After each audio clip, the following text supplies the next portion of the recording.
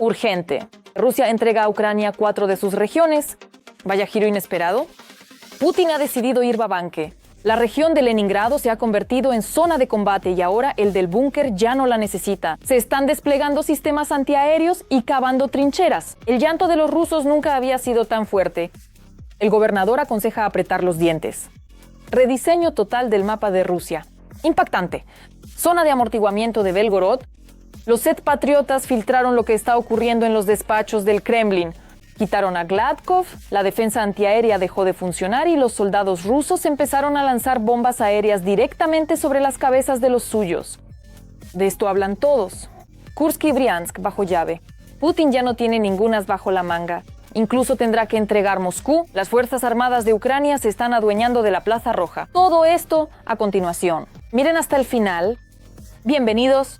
Esto es Ucrania Hoy y yo soy Darna Hutskago y estos son los últimos acontecimientos.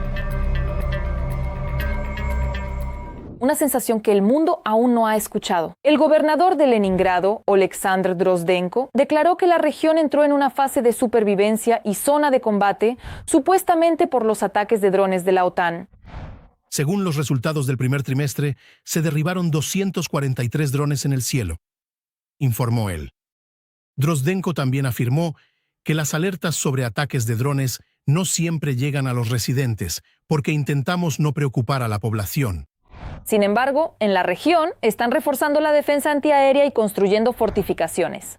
Y todo esto en el contexto de los informes de que la vecina Finlandia ha decidido instalar más de 100 obuses en la frontera con Rusia. Ya no se puede detener el pánico de los rusos. Paralelamente, el gobernador de la región de Leningrado instó a los habitantes a apretar los dientes y a estar agradecidos de que solo les hayan cortado el internet y no hayan implementado un sistema de racionamiento de alimentos. Nosotros no vivimos en aquellos tiempos en los que había que recibir raciones con cupones y pensar en cómo llegar a fin de mes con esa pequeña ración para sobrevivir y acercar la victoria. Ahora vivimos en condiciones de invernadero y cuando alguien plantea preguntas sobre el Internet, tengan el valor de decirles en la cara, ¿qué has hecho tú para acercar la victoria para que tengas un Internet estable? En el Leningrado apolítico de hace 4 años, de pronto y de forma impredecible, se volvió difícil respirar. Hoy en Petersburgo cuesta respirar literal y figuradamente. Y aquí están las razones del malestar de los rusos. A finales de marzo, la región de Leningrado fue objeto de una serie de ataques con drones. Ucrania ha convertido la retaguardia profunda de la Federación Rusa en un lugar de dura confrontación, donde las Fuerzas Armadas de Ucrania vencen con estruendo. Mira, hasta aquí vuelan las chispas. Entre los objetivos alcanzados estuvo el puerto de Ust-Luga, uno de los principales nodos de exportación de petróleo ruso. En este contexto, las autoridades rusas explican los cortes masivos de Internet móvil durante tales incidentes por motivos de seguridad. Gracias, por supuesto, a todos los que toman esas decisiones. Un gran y sincero agradecimiento popular. Rusos agradecen a Putin la entrega de Belgorod, oficial zona de amortiguamiento que ya espera a las Fuerzas Armadas de Ucrania. La propaganda ya no se contiene. Tienen que escuchar esto con sus propios oídos. Hubo peligros de misiles y también llegaron drones. Y justo en medio de la noche te despiertas porque tu hotel tiembla. Es como si fuera un verdadero temblor de tierra. Y es muy frustrante que estemos convirtiendo la región de Belgorod en una zona de amortiguamiento, aunque en teoría ni siquiera se hablaba de eso. Y la zona de amortiguamiento debería estar en un territorio completamente diferente, en otro país. Los de Belgorod coincidirán. Muchos me contactan y se quejan. Ojo, la situación en Belgorod ha empeorado, y sus habitantes no me perdonarían si no lo mencionara, lo siento. Lo que antes se consideraba desafíos rutinarios, ahora parece un estrés sistémico para las autoridades locales. En este contexto, aparecen informes sobre cambios de personal y un aumento del control desde el centro. Es más, parece que Putin está empezando a ajustar cuentas con todas las regiones fronterizas a la vez. El Kremlin podría esperar desviar el descontento en las regiones fronterizas que sufren las consecuencias de la invasión rusa a Ucrania, lejos del presidente ruso Vladimir Putin y del partido Rusia Unida, antes de las elecciones de septiembre de 2026. Es una feroz purga del poder. Putin destituye al gobernador de la región de Belgorod, Vyacheslav Gladkov.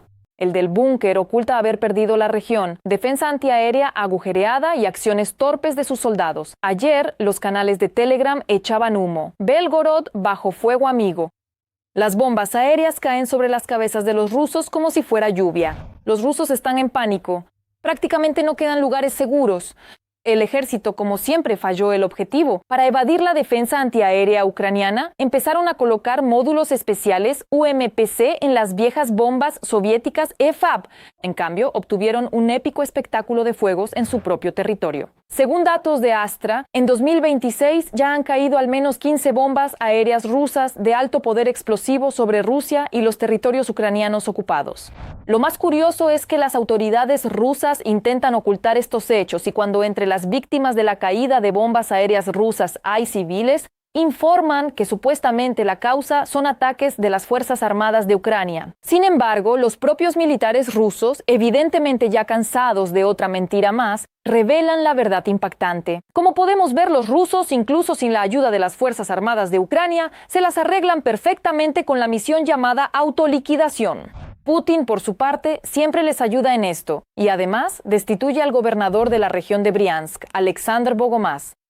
El día anterior también perdió su puesto el jefe de la región de Kursk, Oleksiy Smirnov. Fue acusado de tramas de corrupción incluso en la construcción de fortificaciones. Parece que Putin realmente no le perdonó al funcionario la épica operación especial de las Fuerzas Armadas de Ucrania justo bajo sus narices. El tribunal de Kursk le impuso 14 años de prisión, multó a Smirnov con 400 millones de rublos y le prohibió ocupar cargos en el servicio público y en los órganos de autogobierno local durante 10 años. Cumplirá su condena en una colonia de régimen estricto. El exgobernador también fue despojado del título honorífico de trabajador distinguido de los servicios de vivienda y comunales de la Federación Rusa. Además, a Smirnov se le cobraron 20,9 millones de rublos a favor del Estado en concepto de confiscación. ¿Acaso Rusia está limpiando de esta manera el territorio de 4 regiones a la vez y planea devolvérselas a Ucrania? Todo está ocurriendo en estos mismos momentos. Seguimos atentos al desarrollo de los acontecimientos. Este es un fracaso total del régimen de Putin. Los suyos mismos lo despojan hasta dejarlo sin nada. El dictador no tiene en quién confiar, hay traición por todas partes. Y además, se tomó la decisión de cancelar el desfile. Los proyectiles ucranianos aterrorizaron al hombre del búnker hasta la muerte. El anuncio, casi mágico, de la derrota de la Plaza Roja también parece haber conmocionado bastante a Rusia. Moscú se ha convertido en un objetivo prioritario. La propaganda fracasa. ¿Acaso Putin realmente debería empezar a pensar en un plan de evacuación del país?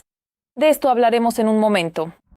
En la ciudad rusa de Novovoronezh se ha batido un récord. Allí, el recién nombrado alcalde solo duró 7 días en el cargo, ya que fue detenido bajo sospecha de recibir un soborno.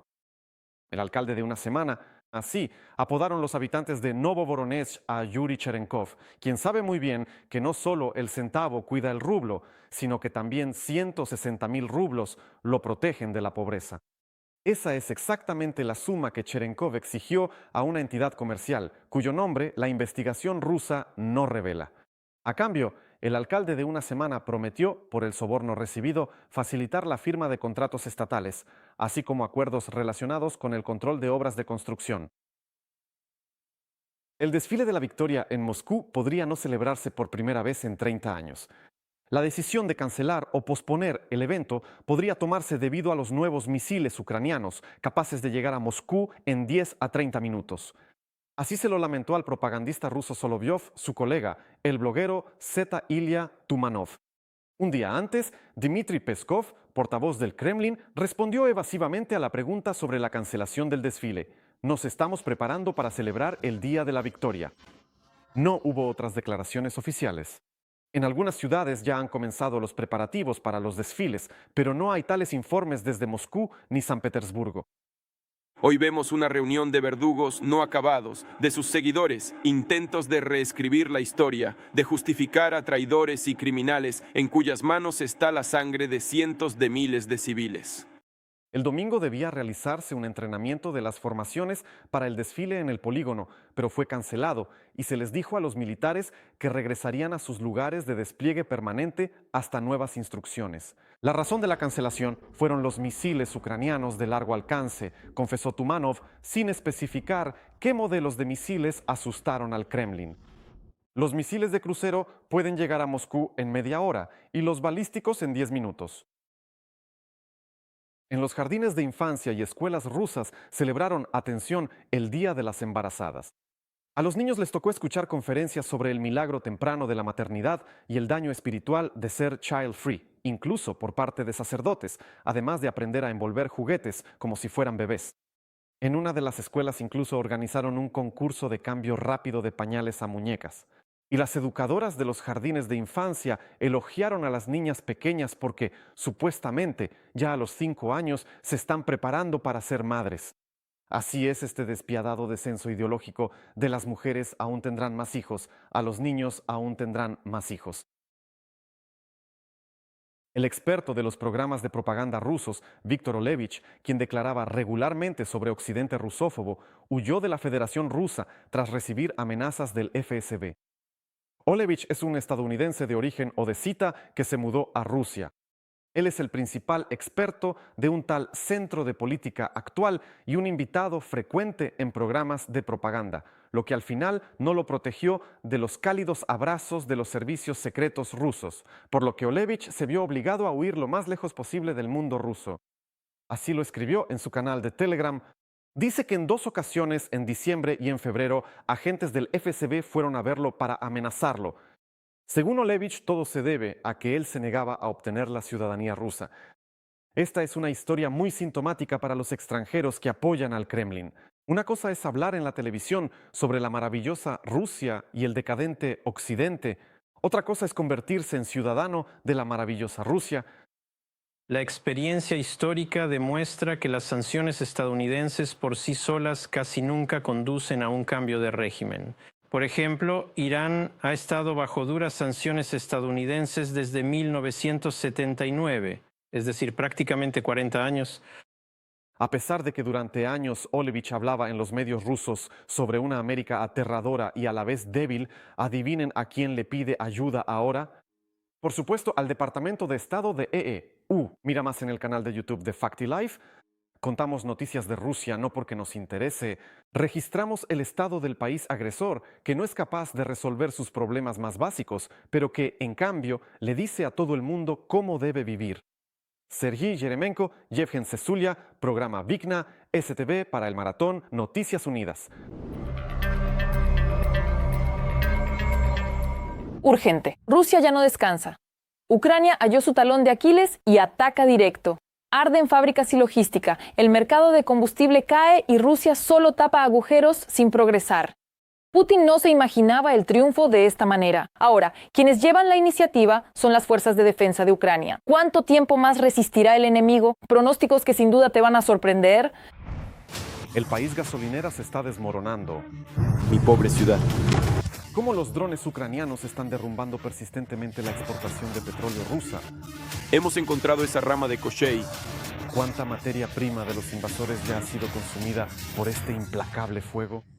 Ahora mismo nos han bombardeado. ¿Qué hay realmente detrás de la tregua de Pascua? Si no les pegamos en la cara, ellos nos golpearán a nosotros. Los hechos de la semana sobre la nueva estrategia de Ucrania y la imposición del silencio. Slavianin está vivo y por ahora ileso. Estas imágenes son de las pocas en las que se puede ver este ferry en funcionamiento.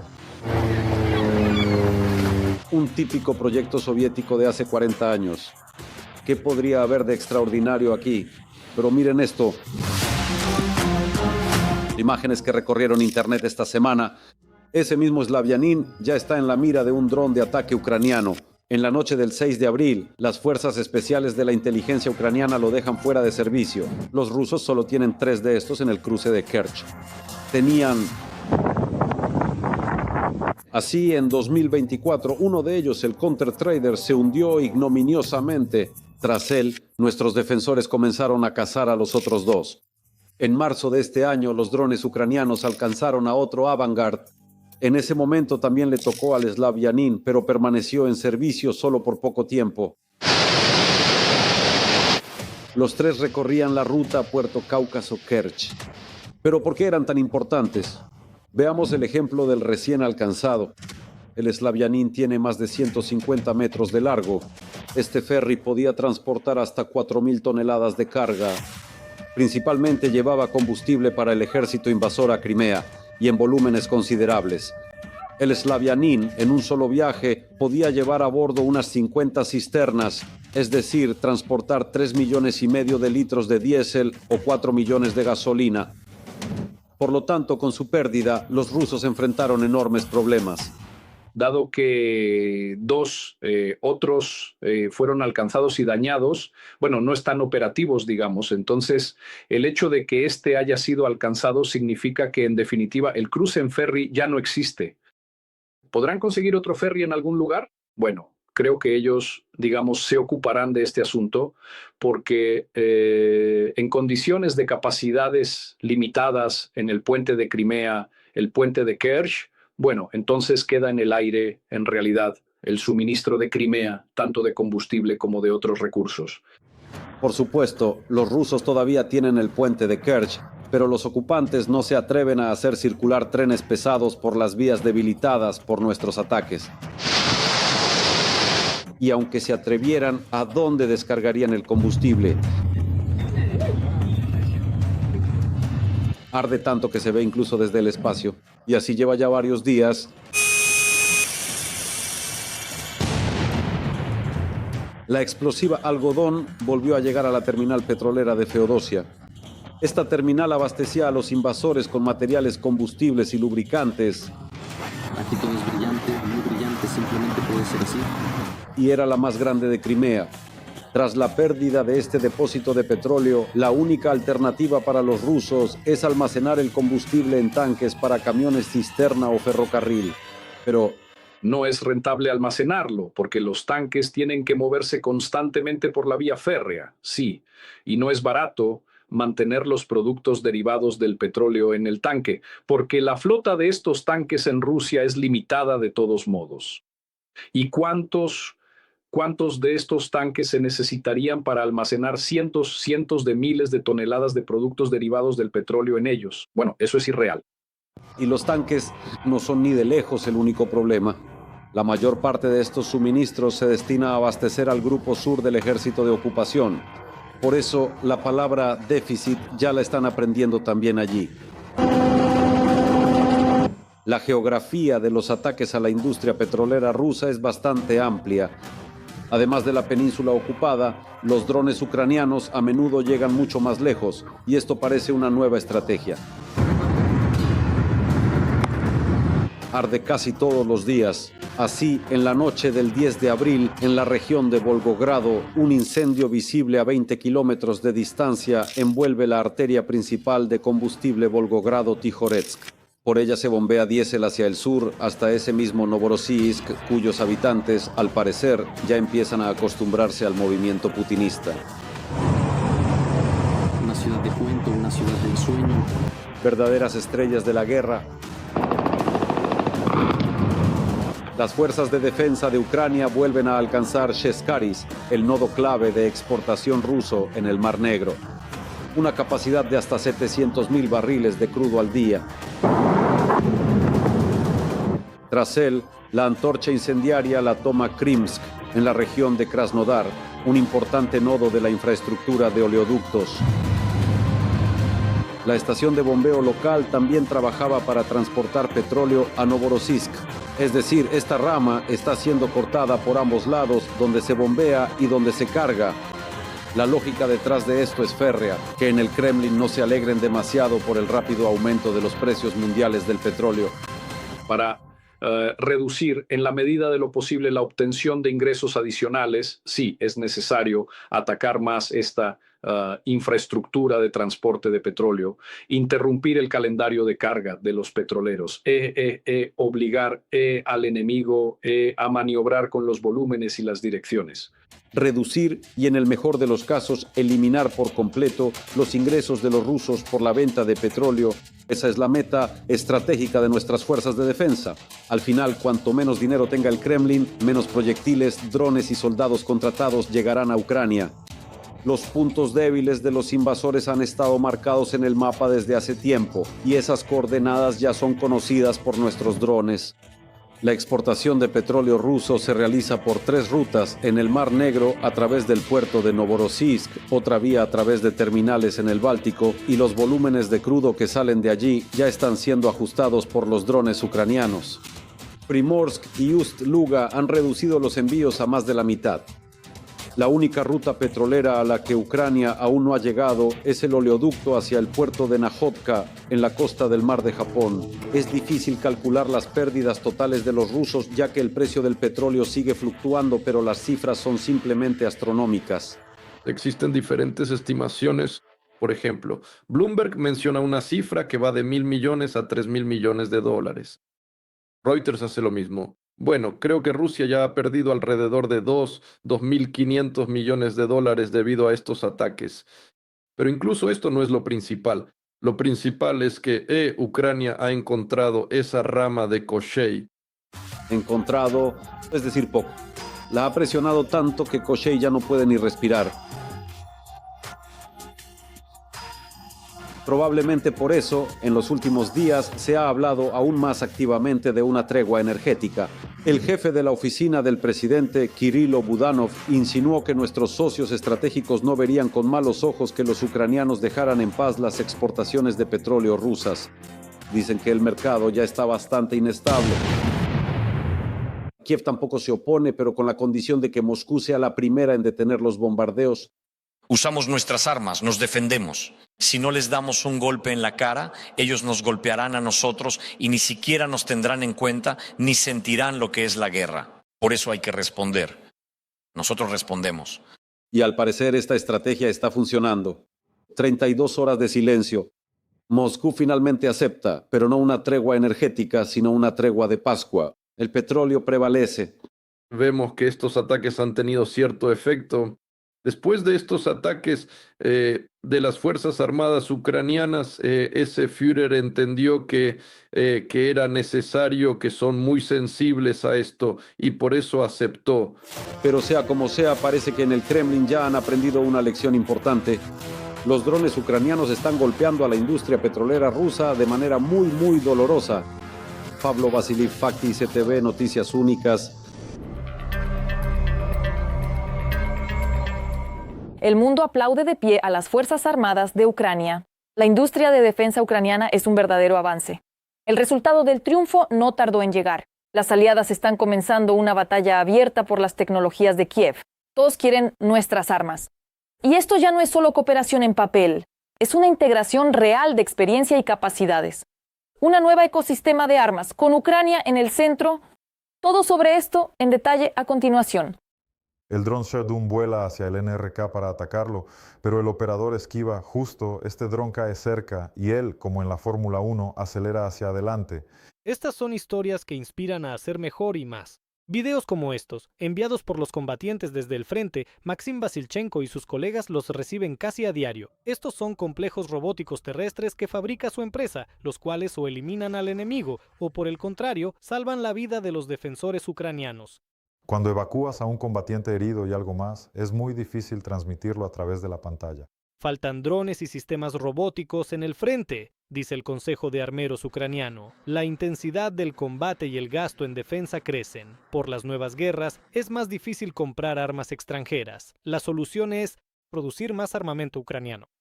Pero la producción a menudo se enfrenta a la falta de dinero o de personal, así como a los constantes ataques rusos. Por eso, el Estado y las empresas han encontrado una solución: ampliar la producción fuera de Ucrania. Tenemos algo que vender, tenemos algo que ofrecer. Hoy en día, los fabricantes ucranianos pueden hablar en cifras de equipos destruidos o de bajas enemigas, y eso es una gran ventaja al comunicarse con los socios. Así nació el programa Build with Ukraine. Este prevé la producción conjunta de armamento con socios internacionales. Comenzó el año pasado y ya ha despertado un gran interés. Es importante destacar que ninguno de los socios colabora con Rusia y la mayoría de las empresas tienen una vasta experiencia en el sector de defensa. En el Consejo Ucraniano de Armeros destacan que el costo de dicha producción en el extranjero, por lo general, es cubierto por los aliados europeos, ya que lo consideran tanto una inversión en su propia economía como en su propia seguridad. Precisamente a través del mecanismo Build with Ukraine podemos obtener aproximadamente entre 1.000 y 1.500 millones de dólares para nuestra industria de defensa. En segundo lugar, se trata de acuerdos a largo plazo para la producción conjunta de armamento y equipo militar. Es decir, en esencia, estamos integrando nuestros productos y conocimientos en la estructura general de la industria de defensa europea. Al mismo tiempo, hoy en día absolutamente todo lo que se produce bajo el programa Build with Ukraine va directamente a las Fuerzas Armadas. Para los fabricantes ucranianos, este programa ofrece la oportunidad tanto de establecer conexiones en Europa como de garantizar la seguridad de la producción y diversificar los suministros. Volodymyr Zinovsky dirige una empresa que, junto con los alemanes, fabricará drones de reconocimiento y comenta, tienen sus propias particularidades. Cada aparato debe calibrarse precisamente allí, durante los vuelos, así que el propio proceso de producción, donde esta calibración es una de las etapas, será simplemente mucho más predecible, porque realmente no hay alertas, no hay prohibiciones de vuelo y así sucesivamente. Puedes planificar claramente tu horario y seguir este proceso de producción sin ningún tipo de imprevistos. Debido a los constantes ataques enemigos, nuestras empresas de defensa ya han aprendido a dispersar y camuflar los talleres, pero los bombardeos aún pueden causar retrasos y la tarea de los fabricantes es entregar todo al frente lo más rápido posible. Nos asociamos para poder completar nuestro contrato aquí que tenemos firmado con Ucrania o fortalecer nuestras capacidades, escalar esas capacidades. Hoy ya existen 11 acuerdos de producción conjunta, según informa el Consejo Ucraniano de Armeros. La mayoría de las empresas todavía está finalizando la documentación. Solo una ya ha entregado a la línea del frente UAVs que tienen registro alemán, pero corazón ucraniano. La empresa conjunta fabrica drones bajo licencia y utiliza principalmente componentes fabricados en Ucrania. Y la propia tecnología sigue siendo un logro de nuestro país. Como resultado, Ucrania recibe más medios técnicos para contrarrestar la agresión rusa y Alemania invierte en la creación de una industria de drones que estratégicamente se construye teniendo en cuenta la experiencia de Ucrania. Para los socios, esta es una experiencia que se ha forjado en el campo de batalla. El rápido cambio de tecnologías, la respuesta a los desafíos y el despliegue acelerado de la producción. Esto es muy diferente del modelo habitual con el que vivían los fabricantes de armas del mundo. Por otro lado, ellos también pueden ofrecer a Ucrania muchas tecnologías modernas para, en el futuro, crear nuevas armas para las que el enemigo no tendrá respuesta. Definitivamente el futuro del complejo de defensa de Ucrania está precisamente en la integración en el ecosistema de defensa mundial.